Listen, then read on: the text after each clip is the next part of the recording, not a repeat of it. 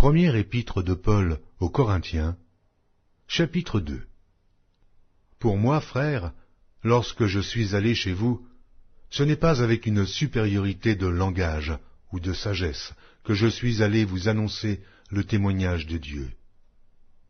Car je n'ai pas eu la pensée de savoir parmi vous autre chose que Jésus-Christ et Jésus-Christ crucifié.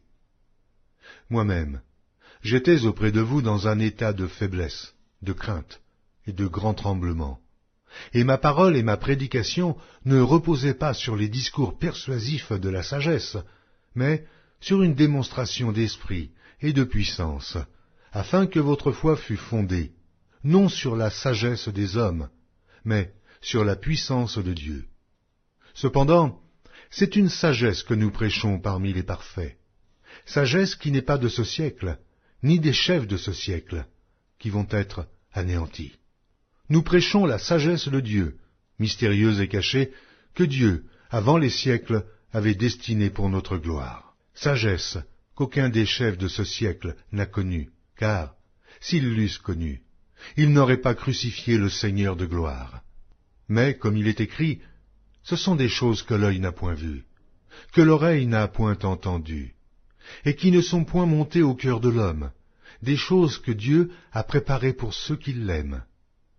Dieu nous les a révélées par l'Esprit, car l'Esprit sonde tout, même les profondeurs de Dieu.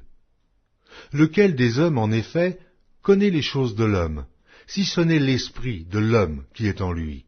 De même, personne ne connaît les choses de Dieu, si ce n'est l'Esprit de Dieu. Or, nous n'avons pas reçu l'Esprit du monde, mais l'Esprit qui vient de Dieu, afin que nous connaissions les choses que Dieu nous a données par sa grâce. Et nous en parlons non avec des discours qu'enseigne la sagesse humaine, mais avec ceux qu'enseigne l'Esprit, employant un langage spirituel pour les choses spirituelles. Mais l'homme animal ne reçoit pas les choses de l'Esprit de Dieu, car elles sont une folie pour lui. Et il ne peut les connaître parce que c'est spirituellement qu'on en juge. L'homme spirituel, au contraire, juge de tout, et il n'est lui-même jugé par personne. Car qui a connu la pensée du Seigneur pour l'instruire? Or nous avons la pensée de Christ.